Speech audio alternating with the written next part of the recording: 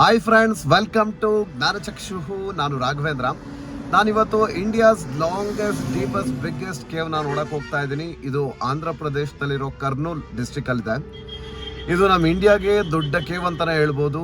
ಇದು ಯಾವ ರೀತಿ ಇದೆ ಅನ್ನೋದನ್ನು ನೋಡಬೇಕು ಅಂತ ನನಗೂ ತುಂಬ ಕ್ಯೂರಿಯಾಸಿಟಿ ಇದೆ, ಹಾಗೆ ತುಂಬ ಎಕ್ಸೈಟ್ಮೆಂಟಲ್ಲಿದ್ದೀನಿ. ಈ ವಿಡಿಯೋನ ಕೊನೆ ತನಕ ನೋಡಿ ನಿಮ್ಮನ್ನು ಆ ಕೇವ್ ಒಳಗಡೆ ವಿಡಿಯೋ ಮುಖಾಂತರ ಕರ್ಕೊಂಡು ಹೋಗ್ತೀನಿ. ಇನ್ನು ನಮ್ಮ ಚಾನಲ್ಗೆ ನೀವು ಸಬ್ಸ್ಕ್ರೈಬ್ ಆಗಿಲ್ಲ ಅಂತ ಹೇಳಿದ್ರೆ ಸಬ್ಸ್ಕ್ರೈಬ್ ಮಾಡಿ, ಪಕ್ಕದಲ್ಲಿರೋ ಬೆಲ್ ಐಕಾನ್ ಮೇಲೆ ಪ್ರೆಸ್ ಮಾಡಿ. ಬನ್ನಿ ನೋಡ್ಕೊಂಬರೋಣ ಹೇಗಿದೆ ಅಂತ. ಕಾಲ್ದಾರಿ ಇದು ಸಿಗುತ್ತೆ ಗೊತ್ತಿಲ್ಲ. ಮತ್ತೆ ಇನ್ನೊಂದು ಲೈಟ್ ಸಿಗೋ ತನಕ ಹೀಗೆ ನಡ್ಕೊಂಡು ಹೋಗ್ಬೇಕು. ಇದೇ ಥರ ಇರೋದು ಇದು.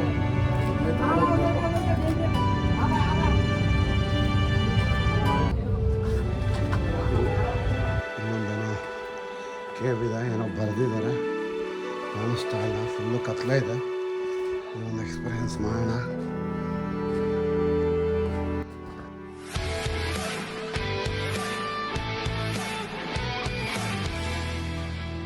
ಸೊ ಇವಾಗ ನಾನು ಬ್ಯಾಂಗ್ಳೂರಿಂದ ಬೆಲಮ್ ಕೇವ್ ಕಡೆಗೆ ಹೊರಟಿದ್ದೀನಿ. ಹೈದ್ರಾಬಾದ್ ಎಕ್ಸ್ಪ್ರೆಸ್ ಹೈವೇ ತೊಗೊಂಡಿದ್ದೀನಿ. ಇದು ಅನಂತಪುರಿಂದ ಒಂದು 100 ಕಿಲೋಮೀಟರ್ಸ್ ಆಗುತ್ತೆ. ನಾನು ಅನಂತಪುರಿಂದ ರೈಡ್ ತೊಗೊಂಡು ಅಲ್ಲಿ ತಾಡ್ಪತ್ರಿ ಅಂತ ಬರುತ್ತೆ. ತಾಡ್ಪತ್ರಿಯಿಂದ ಒಂದು 30 ಕಿಲೋಮೀಟರ್ಸ್ ಆಗುತ್ತೆ ಬೆಲಮ್ ಕೇವ್ಸ್ಗೆ. ಇದು ಬ್ಯಾಂಗ್ಳೂರಿಂದ 300 ಕಿಲೋಮೀಟರ್ಸ್ ಆಗುತ್ತೆ. ಒಂದು ಅಪ್ರಾಕ್ಸಿಮೇಟ್ 6 ಅವರ್ಸ್ ಜರ್ನಿ ಇಟ್ಕೊಳ್ಳುತ್ತಿದ್ದು. ಈಗ ಎಂಟ್ರಿ ಆಗ್ತಾ ಇದ್ದೀನಿ.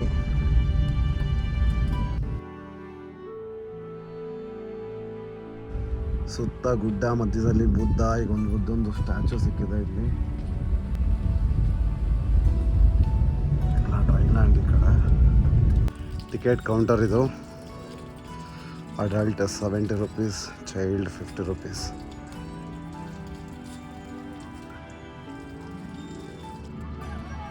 ಇವಾಗ ಟಿಕೆಟ್ ತೊಗೊಂಡಾಯ್ತು ನಾನು.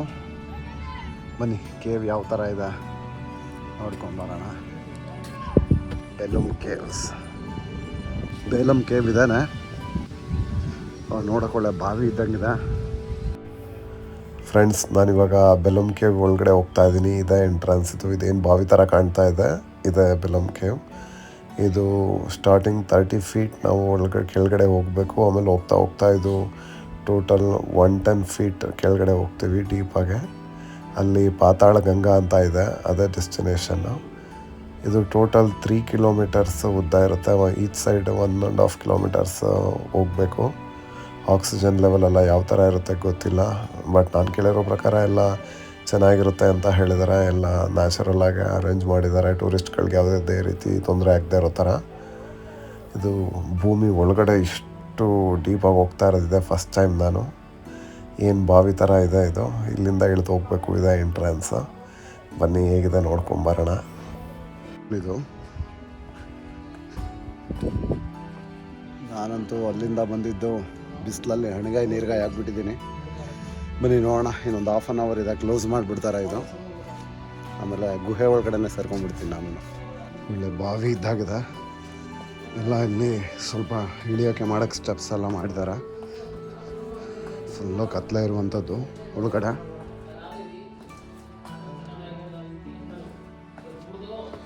ಅಬ್ಬಾ,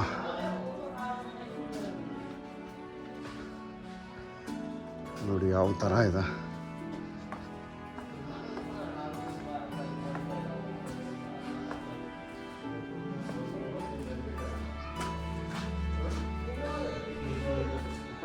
ನೋಡಿ ಕೇವಿಂದ ಬಂದು ಹಿಂಗೆ ನೋಡಿದ್ರೆ ಹಿಂಗೆ ಕಾಣಿಸ್ತಾ ಇದೆ ಇದು.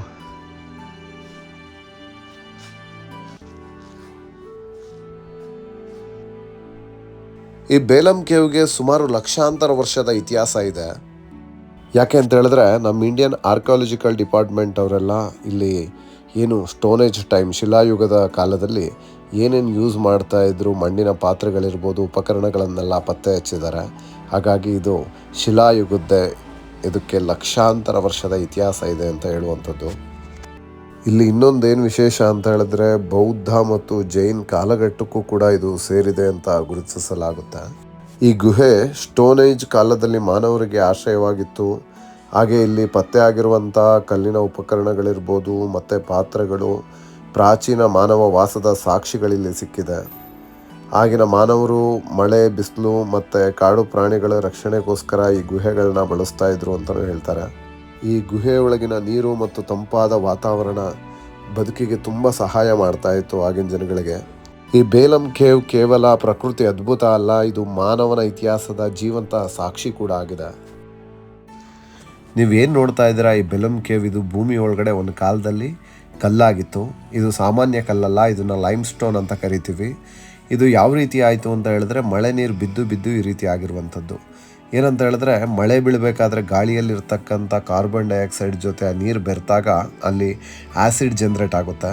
ಅದು ಭೂಮಿ ಮೇಲೆ ಬಿದ್ದು ಈ ಲೈಮ್ ಸ್ಟೋನ್ನ ಸೇರಿದಾಗ ಅದು ಕುರಿದು ಈ ರೀತಿ ಆಗಿರುವಂಥದ್ದು. ಇದು ಈ ರೀತಿ ಆಗಬೇಕು ಅಂತ ಹೇಳಿದ್ರೆ 1 ಸೆಂಟಿಮೀಟ್ರ್ ಬೆಳಿಬೇಕು ಅಂತ ಹೇಳಿದ್ರೆ ಹನಿ ಬಿದ್ದು ಎಷ್ಟೋ ಸಾವಿರಾರು ವರ್ಷಗಳ ಪ್ರೋಸೆಸ್ ಅಂತ ಹೇಳ್ತೀವಿ. ಅಂಥದ್ರಲ್ಲಿ ಇದು ಎಷ್ಟು ದೊಡ್ಡದಾಗಿದೆ ಅಂತ ಹೇಳಿದ್ರೆ ಇದು ಲಕ್ಷಾಂತರ ವರ್ಷಗಳ ಪ್ರೋಸೆಸ್ ಅಂತಲೇ ಹೇಳ್ಬೋದು.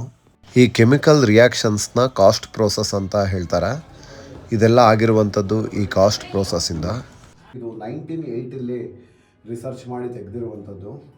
ಇದು ಶಿಲಾಯುಗ, ಏನು ಸ್ಟೋನೇಜ್ ಅಂತ ಹೇಳ್ತೀವಿ ಆ ಟೈಮ್ದು.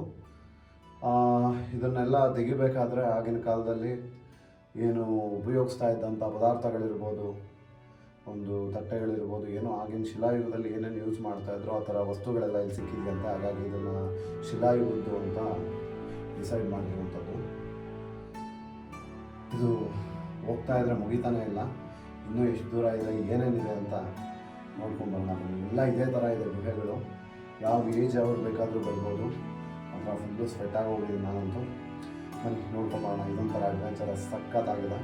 ಎಲ್ಲರೂ ಒಂದು ಸಲ ಬಂದು ಇದನ್ನು ಎಕ್ಸ್ಪೀರಿಯೆನ್ಸ್ ಮಾಡಬೇಕು ನೀವು. ತುಂಬಾ ಚೆನ್ನಾಗಿದೆ, ಅಲ್ಟಿಮೇಟ್ ಆಗಿದೆ. ಆಮೇಲೆ ಹೊರಗಡೆ ಇಲ್ಲಿ ಎಷ್ಟೇ ಟೆಂಪ್ರೇಚರ್ ಇದ್ದರೂ ಒಳಗಡೆ ತುಂಬ ತಣ್ಣಗಿರುತ್ತೆ. ಬಟ್ ಸ್ವೆಟ್ ಅಂತೂ ಆಗ್ತಾ ಇದೆ. ಈ ಲೈಟೆಲ್ಲ ಇಲ್ಲ ಅಂತಿದ್ರೆ ಎಲ್ಲಿ ಬರ್ತಾ ಇದ್ದೆ ಅಂತಲೇ ಗೊತ್ತಾಗ್ತಾ ಇರಲಿಲ್ಲ. ಸ್ನೇಹಿತರೆ, ಒಂದು ಸಲ ಜೀವನದಲ್ಲಿ ಇದನ್ನೆಲ್ಲ ಎಕ್ಸ್ಪೀರಿಯೆನ್ಸ್ ಮಾಡಬೇಕು. ಒಂದು ಸಲಿನಾದರೂ ವಿಸಿಟ್ ಮಾಡಿ ಇಲ್ಲಿಗೆಲ್ಲ.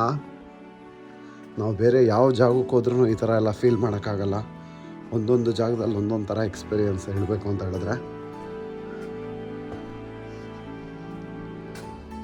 ಇದೇ ಒಂದು ಭೂಗತ ಲೋಕ. ನೀವಿಲ್ಲಿ ಏನು ನೋಡ್ತಾ ಇದ್ದೀರಾ, ಈ ಕಲ್ಲುಗಳು ಹನಿ ಮಳೆ ನೀರು ಬಿದ್ದು ಈ ರೀತಿ ಕೆಳಗಡೆ ಬಂದಿರುವಂಥ ಶಿಲೆಗಳಿದು. ಇದನ್ನು ಸ್ಟೆಲಾಕ್ಟೈಟ್ಸ್ ಅಂತ ಹೇಳ್ತೀವಿ. ಇದು ಈ ರೀತಿ ಬೆಳಿಬೇಕು ಅಂತ ಹೇಳಿದ್ರೆ 1 ಇಂಚಿಗೆ 100 ವರ್ಷಗಳು ಬೇಕು ಅಂತ ಹೇಳ್ತಾರೆ. ನೋಡಿ ಪ್ರಕೃತಿ ಪೇಷನ್ಸ್ ಯಾವ ರೀತಿ ಇರ್ಬೋದು ಅಂತ. ಫುಲ್ ಕತ್ಲೆ ಆಗೋಯ್ತು ಈ ಜಾಗ ಅಂತೂ.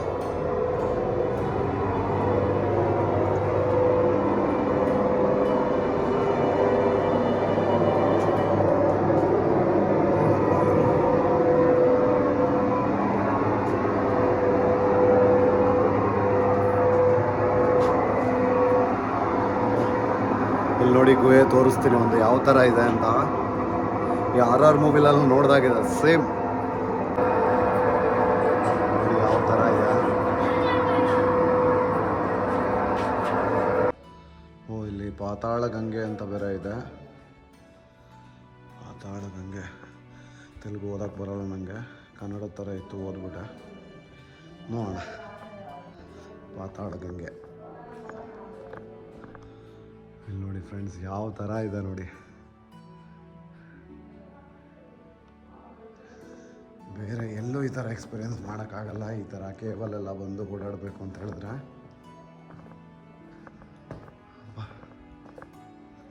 ಎಲ್ಲಿದೆ ಪಾತಾಳ ಗಂಗೆ? ಹಾಗಾದ್ರೆ ನಾವು ಪಾತಾಳಕ್ಕೆ ಬಂದಿದ್ದೀನ.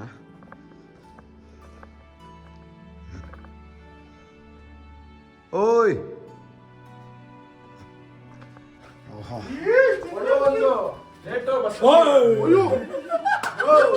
ಎಲ್ಲಿ ಅವ್ರು ನೀವು? ಏನಿಲ್ಲ, ಭಯ ಬೀಳ್ಬೇಡಿ, ಹೋಗಿ. ರಾಘವೇಂದ್ರ ಅಂತ, ಜ್ಞಾನಚಕ್ಷು. ಸಖತ್ತಾಗಿದೆ, ಹೋಗಿ. ತುಂಬಾ ಚೆನ್ನಾಗಿದೆ, ಎಲ್ಲೂ ಈ ತರ ಇರಲ್ಲ. ಕನ್ನಡದವ್ರು ಸಿಕ್ಕಿದ್ದಾರೆ ಹೇಳಿದೆ ಸರ್. ಎಲ್ಲಿಂದ ಬಂದಿರೋದಲ್ಲ? ಯಾವ ಏರಿಯಾ?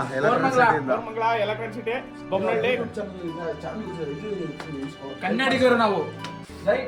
ಕನ್ನಡದವ್ರ ಮಧ್ಯದಲ್ಲಿ ಸಿಕ್ಕಿ ತುಂಬಾ ಖುಷಿ ಆಯ್ತು.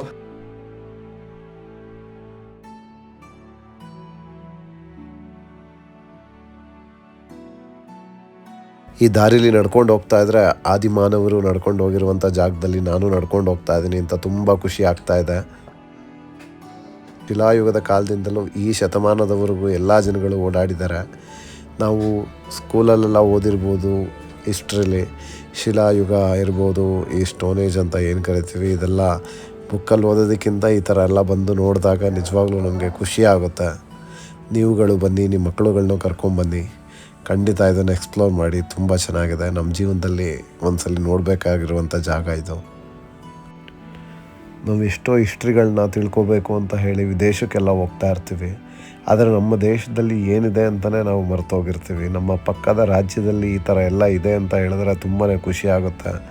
ಏನಂತ ಹೇಳಿದ್ರೆ ಮೊದಲು ನಮ್ಮ ದೇಶದಲ್ಲಿ ಏನೇನಿದೆ ಅಂತ ನಾವು ನೋಡಬೇಕು. ನಮ್ಮ ಪಕ್ಕದ ರಾಜ್ಯದಲ್ಲಿ ಈ ರೀತಿ ಇರೋದನ್ನು ನೋಡ್ತಾ ಇದ್ರೆ ತುಂಬ ಖುಷಿ ಆಗುತ್ತೆ. ಎಲ್ಲರೂ ಬನ್ನಿ, ಇದನ್ನು ಎಕ್ಸ್ಪ್ಲೋರ್ ಮಾಡಿ. ಲೈಟೆಲ್ಲ ಒಳ್ಳೊಳ್ಳೆ ಜಾಗದಲ್ಲಿ ಹಾಕಿದ್ದಾರೆ. ಇಲ್ಲ ಅಂತ ಹೇಳಿದ್ರೆ ಇಂಥ ಸೀನೆಲ್ಲ ಮಿಸ್ ಆಗ್ತಾಯಿತ್ತು.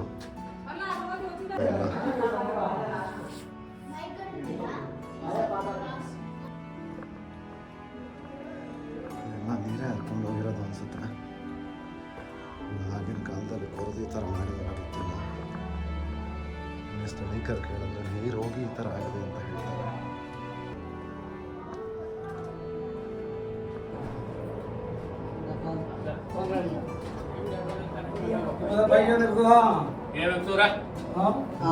ನೋಡಿ ಸ್ನೇಹಿತರೆ, ಪಾತಾಳ ಗಂಗಾ ಅಂತ ದಾರಿ ಹಾಕಿದ್ದಾರೆ. ಹೋಗ್ತಾ ಇದ್ದೀನಿ ಪಾತಾಳಕ್ಕೆ.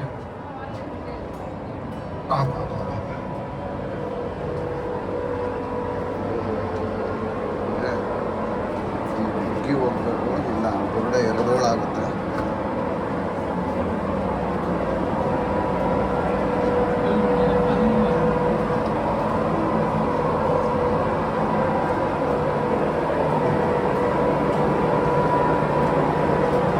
ನೀರು ನಿಂತಿದೆ.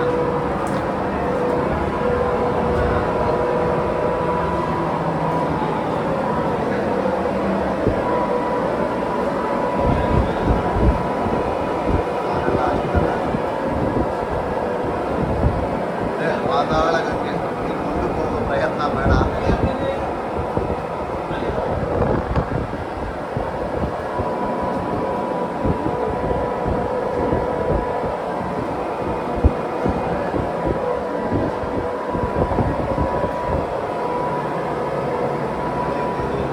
ಎಷ್ಟು ದೂರ ಕೆಳಗಡೆ ಹೋಗುತ್ತೆ ಗೊತ್ತಿಲ್ಲ.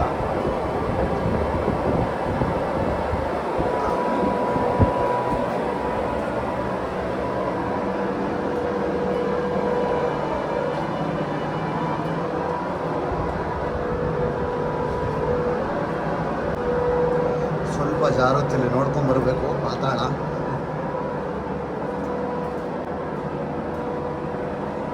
ಇಲ್ಲೆಲ್ಲ ದಾರಿಗಳಿದೆ, ಎಲ್ಲಿ ಹೋಗ್ಬೇಕೋ ಗೊತ್ತಿಲ್ಲ. ಗೊತ್ತಿಲ್ಲದೆ ಕೆಲಸ ಮಾಡೋಕ್ಕೆ ಹೋಗ್ಬಾರ್ದು. ಮತ್ತೆ ಮೇಲ್ಗಡೆ ಸ್ಟೆಪ್ಸ್ ಇದೆ. ಏನು ಹಾಕಿದ್ದಾರೆ ಇಲ್ಲಿ, stair case is diamond, don't use it ಅಂತ.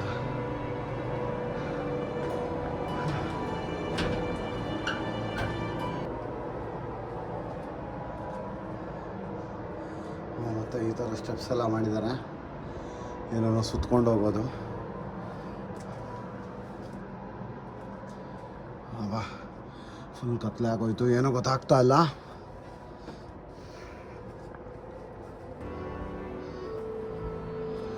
But I want explore this one. ಏನೋ ಒಂಥರ ಥ್ರಿಲ್ ಇದೆ ಇದು, ಹೋಗ್ತಾ ಇರೋದಲ್ಲ. ಅಲ್ಲ, ಬೂತ್ ಬಂಗ್ಲಾ ಇದ್ದಂಗಿದೆ. ಅಪ್ಪ,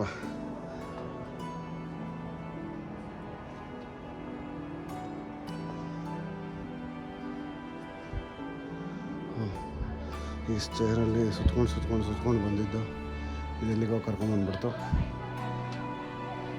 ಬಟ್ ಜನ ಮಾತಾಡ್ತಾ ಇರೋ ಸೌಂಡ್ಗಳು ಕೇಳಿಸ್ತಾ ಇದೆ.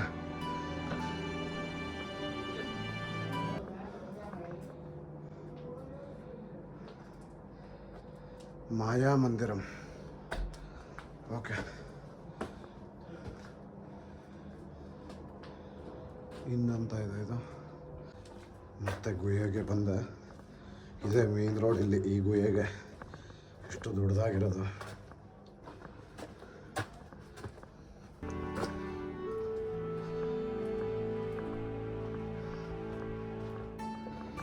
ಸ್ವಲ್ಪ ಮಾರಿದ್ರೆ ಬುಂಡೆಗೆ ಢಮಾರ್ ಅಂತ ಹೊಡಿಯುತ್ತೆ. ಬುಂಡೆ 2 ಪೀಸ್ ಆಗ್ಬಿಡ್ಬೇಕು, ಬಕ್ಕೊಂಡೇ ನಡಿಬೇಕು ಒಂದಷ್ಟು ಜಾಗದಲ್ಲಿ. ಮಧ್ಯ ಒಂದು ಸ್ವಲ್ಪ ಎಲ್ಲ ಗೋಡೆ ಮೇಲೆ ಬರೆದಿದ್ದಾರೆ, ಹಾಗಾಗಿ ಬಚಾವ್ ನಾವು. ಇನ್ನೊಂದೇನೋ ಇಲ್ಲಿ ಮಾಯಾ ಮಂದಿರಂ ಅಂತ ಕಾಣ್ತಾ ಇದೆ. ಇಲ್ಲಿ ಹೋಗಿ ನೋಡೋಣ ಇಲ್ಲೇನಿದೆ ಅಂತ. ಇಲ್ಲಿ ಯಾರಪ್ಪ ಅಂದರೆ ಮಹಾನ್ ಭಾವ ಪ್ರೇಮ್ ಸಂಜು ಅಂತ ಎಲ್ಲ ಹೆಸರು ಬರ್ಕೊಂಡ್ಬಿಟ್ಟಿದ್ದಾರೆ. ತುಂಬ ಅಮರ ಪ್ರೇಮಿಗಳೆಲ್ಲ ಬಂದು ಹೆಸರೆಲ್ಲ ಬರ್ಕೊಂಡ್ಬಿಟ್ಟಿದ್ದಾರೆ. ಇದರೊಳಗಡೆನೂ ಬಿಟ್ಟಿಲ್ಲ ಅವ್ರ ಪ್ರೀತಿನ ಗುಹೆ ಒಳಗಡೆ. ಅಷ್ಟೊಂದು ಡೀಪಾಗಿ ಲವ್ ಮಾಡಿಬಿಟ್ಟಿದ್ದಾರೆ ಅನಿಸುತ್ತೆ. ಹಬ್ಬ ಕುಡಿದಿರೋ ಬಾಟ್ಲುಗಳೆಲ್ಲ ಇಲ್ಲಿಲ್ಲ ಬಿಸಾಕಿ ಹೋಗಿದ್ದಾರೆ. ಬಂದರೆ ಯಾರು ದಯವಿಟ್ಟು ಈ ಥರ ಬಿಸಾಕಬೇಡಿ. ಇದೆಲ್ಲ ನಮ್ಮ ಇಂಡಿಯಾ ಅಸೆಟ್ಸ್ ಇದ್ದಾಗ ಆಗಿಂದ ಉಳಿಸ್ಕೊಂಬಂದಿದ್ದಾರೆ. ಇದನ್ನು ನಮ್ಮ ಕೈಲಿ ಉಳ್ಸೋಕ್ಕಾಗಿಲ್ಲ ಅಂತ ಹೇಳಿದ್ರೆ ನಾವು ಹಾಳು ಮಾಡೋದು ಬೇಡ. ನಾವು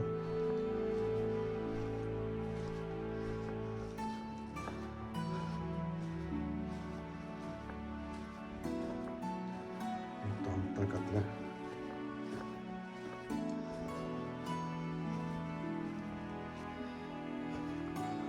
ನಾವೆಲ್ಲೆಲ್ಲ ಹೋಗ್ತೀವಿ ಕೇವ್ ನೋಡೋಕ್ಕೆ.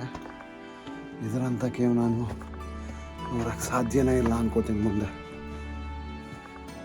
ನೋಡಿ ಈ ಥರ ಬಂದ್ಬಿಡುತ್ತೆ, ಹಿಂಗೆ ಬಂದ್ಬಿಟ್ರೆ ಹಿಂಗೆ ಡಬ್ ಅಂತ ಹೊಡಿಯುತ್ತೆ ತಲೆಗೆ. ಅದಕ್ಕೆ ಎಲ್ಲ ಕಡೆ ಬಗ್ಗೆ ನಡಿಬೇಕು ಈ ಥರ. ಮತ್ತೆ ಸಣ್ಣ ದಾರಿ ಆಗೋಯ್ತು, ಕಾಲು ದಾರಿ ಇದು. ಇನ್ನೇನು ಸಿಗುತ್ತೆ ಗೊತ್ತಿಲ್ಲ. ಕತ್ಲೆ ಮತ್ತೆ ಇನ್ನೊಂದು ಲೈಟ್ ಸಿಗೋ ತನಕ ಹೀಗೆ ನಡ್ಕೊಂಡು ಹೋಗ್ಬೇಕು.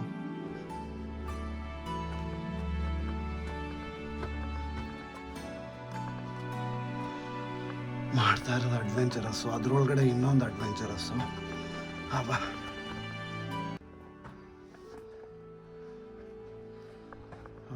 ಇದೆ ಮಾಯಾ ಮಂದಿರ. ಇಲ್ಲಿ ಬಂದೆ ಮಾಯಾ ಆಗ್ಬಿಡ್ತೀವ. ನೋಡಿದ್ರೆ ಈ ಥರ ಗುಹೆ ಸಣ್ಣ ಸಣ್ಣ ಹೋಲ್ಗಳಿದೆ.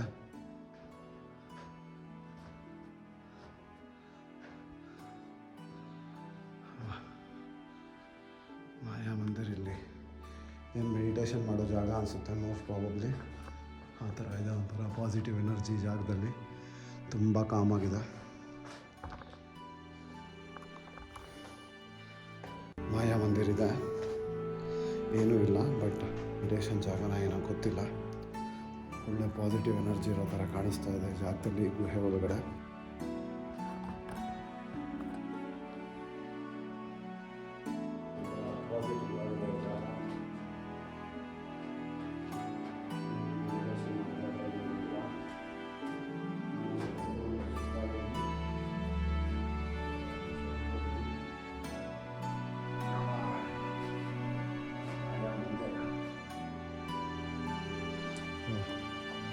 ಇಲ್ಲಂತೂ ಫುಲ್ಲು ಕತ್ಲೆ ಸ್ನೇಹಿತರೆ, ಏನೂ ಕಾಣಿಸ್ತಾ ಇಲ್ಲ.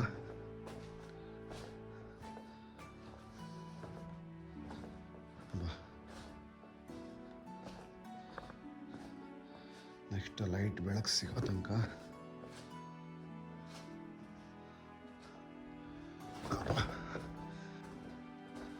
ಇಲ್ಲಿದೆ ಒಂದು ಪ್ರಪಂಚ ಪಾತಾಳದ ಒಳಗಡೆ.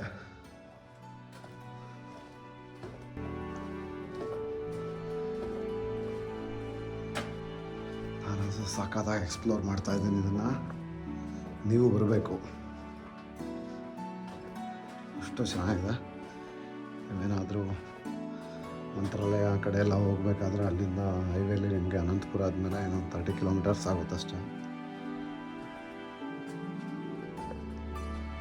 30-50 ಕಿಲೋಮೀಟರ್ಸ್ ಆಗುತ್ತೆ. ಮತ್ತು ಯಾವ ಡೈರೆಕ್ಷನಲ್ಲಿ ಹೋಗೋದು, ಇದ್ರಲ್ಲಿ ಹೋಗೋದಾ ಒಂದು ಗೊತ್ತಾಗಲ್ಲ. ಎಲ್ಲಾದರೂ ಅಲ್ಲಿ ಬರ್ತೀವಿ, ಮಾರ್ಕ್ ಏನೂ ಇಲ್ಲ.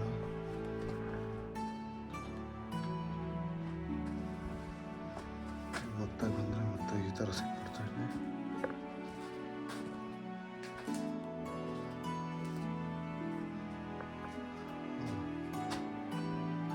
ಇಲ್ಲ ಯಾಕೋ ಪಕ್ಷಿಗಳೆಲ್ಲ ಓಡಾಡ್ತಾ ಇದೆ ಅಲ್ಲಿ. ಅದಕ್ಕೆ ಬರ್ತೀನಿ.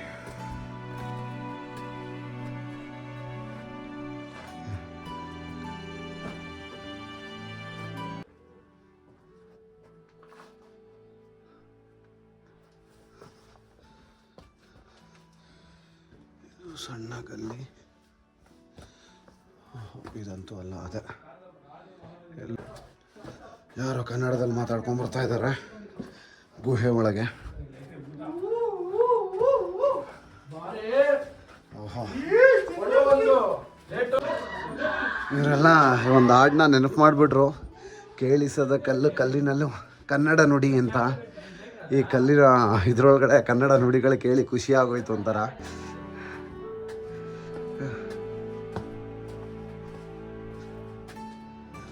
ಈ ಥರ ರೆಡ್ ಮಾರ್ಕ್ ಹಾಕಿದ್ದಾರೆ, ಹೋಗೋದ ಇರೋದ ಒಂದು ಗೊತ್ತಿಲ್ಲ.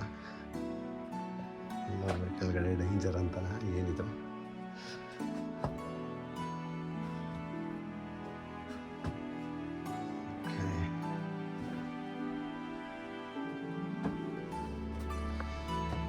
ಬಂದಿದ್ದಕ್ಕೂ ಸಾರ್ಥಕ ಆಯಿತು ಅನ್ನಿಸ್ತು ಮಾತ್ರ.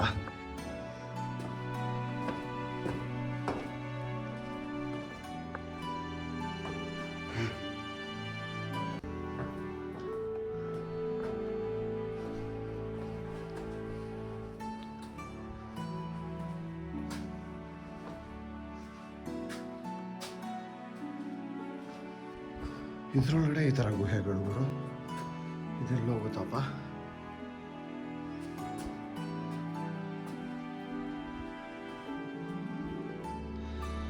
ನನ್ನ ಜೊತೆ ಯಾರು ಬರ್ತಾರೋ ಬಿಡ್ತಾರೋ, ನನ್ನ ನೆರಳಂತೂ ನನ್ನ ಜೊತೆನೇ ಇರುತ್ತೆ ನೋಡಿ. ಈ ಗುಹೆ ಒಳಗಡೆ ಕೂಡ ನನ್ನ ನೆರಳು ನನ್ನ ಜೊತೆನೇ ಇದೆ.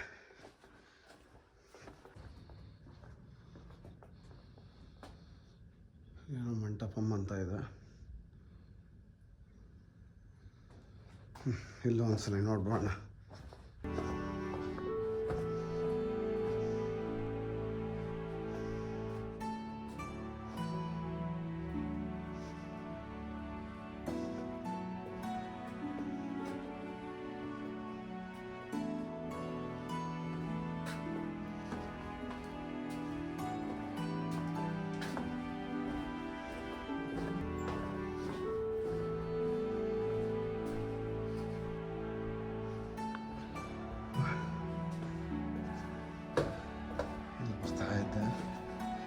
ಏನು ನಾಯಿಗಳು ಕರ್ಚೋತಾ ಇದೆಯಾ, ಜನಗಳ ಈ ಥರ ಅರ್ಚೋತಾ ಇದ್ದಾರೆ, ಒಂದು ಗೊತ್ತಾಗ್ತಾ ಇಲ್ಲ.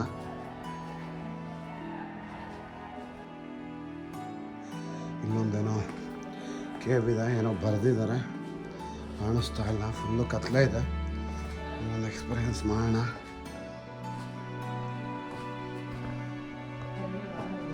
ಫುಲ್ಲು ಕತ್ಲೆ ಇದೆ.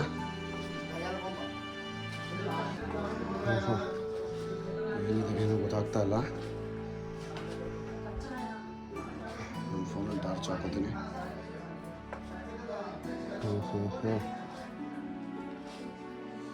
ಲೈಟ್ ಇಲ್ಲ ಇಲ್ಲಿ. ನೋಡಿದ್ರೆ ಗುಹೆ ಒಳಗಡೆ ಗುಹೆಗಳು ಬಿಸಾಕಿದ್ದಾರೆ. ಫೋನಲ್ಲಿ ಟಾರ್ಚ್ ಹಾಕೊಂಡಿದ್ದಕ್ಕೆ ಪರವಾಗಿಲ್ಲ. ಏನು ಕಾಣ್ತಾ ಇಲ್ಲ.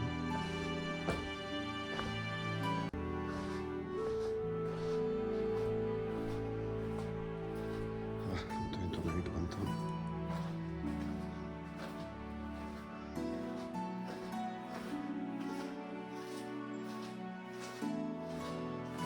ಮತ್ತೆ ಈ ಥರ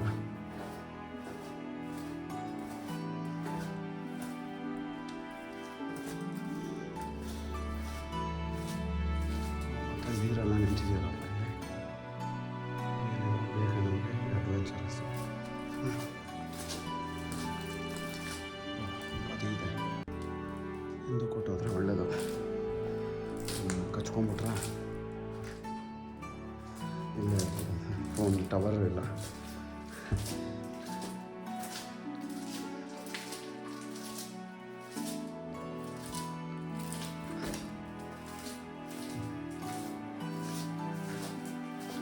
ಮತ್ತೆ ಕತ್ಲೆ ನೋಡಿ ಫ್ರೆಂಡ್ಸ್, ಈ ಕತ್ಲೆ ಪಾತಾಳದ ಒಳಗಡೆ ಯಾವ ಥರ ಇದೆ ಈ ಗುಹೆ ಒಳಗಡೆ. ಮುಂದೆ ಏನಿದೆ ಅಂತ ಸ್ವಲ್ಪನೂ ಗೊತ್ತಾಗ್ತಾ ಇಲ್ಲ. ಫೋನಲ್ಲಿ ಟಾರ್ಚ್ ಹಾಕೋತೀನಿ ನೋಡಿ. ಹಬ್ಬ ಟಾರ್ಚ್ ಹಾಕ್ಕೊಂಡಿಲ್ಲ ಈ ಥರ. ಇಲ್ಲ ಅಂತ ಹೇಳಿದ್ರೆ ಟಾರ್ಚ್ ಆಫ್ ಮಾಡಿದ್ರೆ ಈಗ ಈ ಥರ ಇರುತ್ತೆ. ನನ್ನ ಫೋನ್ ಸ್ಕ್ರೀನ್ ಇದು, ಅದನ್ನು ಸೈಡಿಗೆ ಇಟ್ಬಿಟ್ರೆ ಇಷ್ಟು ಕತ್ಲೆ, ಏನೂ ಕಾಣಿಸ್ತಾ ಇಲ್ಲ, ಫುಲ್ ಡಾರ್ಕ್ ಪಿಚ್. ನನ್ನ ಫೋನಲ್ಲಿ ಟಾರ್ಚ್ ಆನ್ ಮಾಡಿದ್ರೆ ಎಷ್ಟು ಹಿಂಗೆ ಬರುತ್ತೆ. ಹಬ್ಬ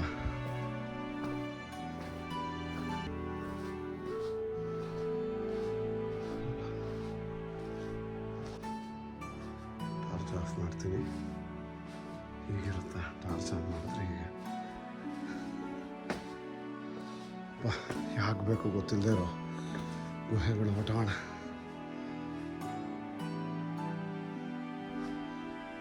ಎಲ್ಲ ಲೈಮ್ ಸ್ಟೋನ್ ಅಂತ ಇದು.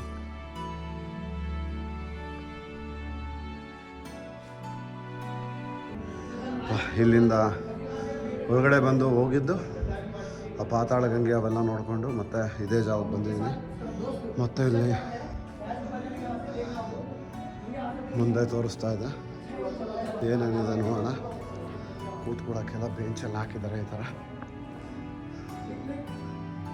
ನೋಡಿ ಇಲ್ಲೊಂದು ಕೇವ್ ಇದೆ, ಇಲ್ಲಿ ಪೂರ್ತಿ ಹೋಗ್ಬೇಕು. ನಾನು ಹೋಗಿ ಎಕ್ಸ್ಪೀರಿಯನ್ಸ್ ಮಾಡ್ತೀನಿ ಯಾವ ರೀತಿ ಇದೆ ಅಂತ. ಇನ್ನೂ ಬಿಡ ಇದ್ದಾಗಿದೆ,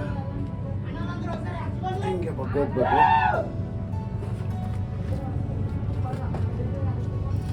ಇದೇ ಥರ ಇರೋದು ಇದು, ಇದೇ ಥರ ಹೋಗ್ಬೇಕು.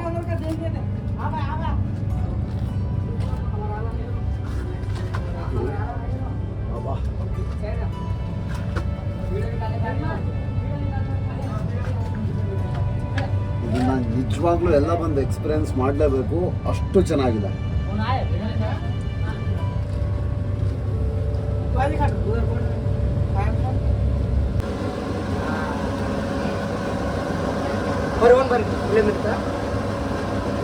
ನೋಡಿ ನಮ್ಮ ಬಳ್ಳಾರಿಯವರು ಅಂತ